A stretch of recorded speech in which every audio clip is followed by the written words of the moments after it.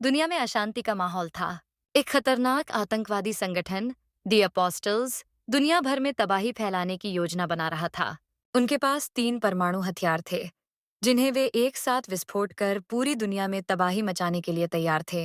इन्हें रोकने का जिम्मा मिला IMF इम्पॉसिबल मिशन फोर्स के सबसे काबिल एजेंट एथन हंट को। लेकिन यह मिशन आसान नहीं था। अपोस्टल्स का सरगना जॉन लॉर्के दुनिया के सबसे शातिर अपराधियों में से एक था, जिसे पकड़ना लगभग नामुमकिन था।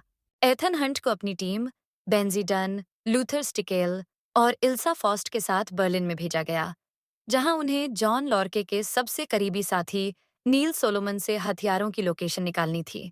IMF टीम ने एक गुप्त ऑपरेशन के तहत नील को पकड़ लिया और उससे पूछताछ करने लगे। लेकिन इससे पहले कि वे कुछ जान पाते, उन पर हमला हो गया। अपोस्टल्स के गुर्गों ने नील को छुड़ाने की कोशिश की। एथन ने पूरी ताकत लगाकर लड़ाई की, लेकिन इस संघर्ष में नील भाग गया और साथ ही एक महत्वपूर्ण कोड भी चोरी कर लिया। ये कोड उन 3 परमाणु हथियारों को एक्टिवेट करने के लिए जरूरी था। एथन और उसकी टीम के लिए अब यह मिशन और भी खतरनाक हो गया था। नील के भागने के बाद CIA की डायरेक्टर एरिका स्लोएन ने IMF पर सवाल खड़े कर दिए। उन्होंने एथन की टीम पर भरोसा करने से इनकार कर दिया और उनकी मदद के लिए अपने सबसे भरोसेमंद एजेंट ऑंग्स्ट वॉकर को भेजा। ऑंग्स्ट वॉकर एक ताकतवर और खतरनाक एजेंट था, जिसे सिर्फ ऑर्डर्स का पालन करना आता था। वह बिना सोचे समझे अपने मिशन को अंजाम देने में यकीन रखता था। उसे एथन पर भरोसा नहीं था और एथन को उस पर। टीम को पता चला कि नील सोलोमन पेरिस में एक black market dealer white window से मिलने वाला है। यह महिला अपराध जगत की सबसे रहस्यमयी हस्तियों में से एक थी। एथन ने एक साहसिक योजना बनाई। वह नील की जगह खुद को पेश करेगा और विडो से वह कोड हासिल करेगा।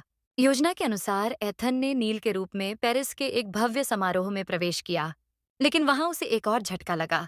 विडो ने उससे कहा कि अगर वह कोड चाहता है तो उसे CIA के एक शीर्ष अधिकारी की हत्या करनी होगी।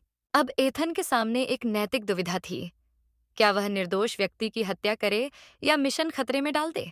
लेकिन इससे पहले कि वह कोई फैसला कर पाता, ऑंग्स्ट वॉकर ने अपनी असली पहचान उजागर कर दी। वह CIA का एजेंट नहीं, बल्कि अपोस्टल्स का ही सदस्य था।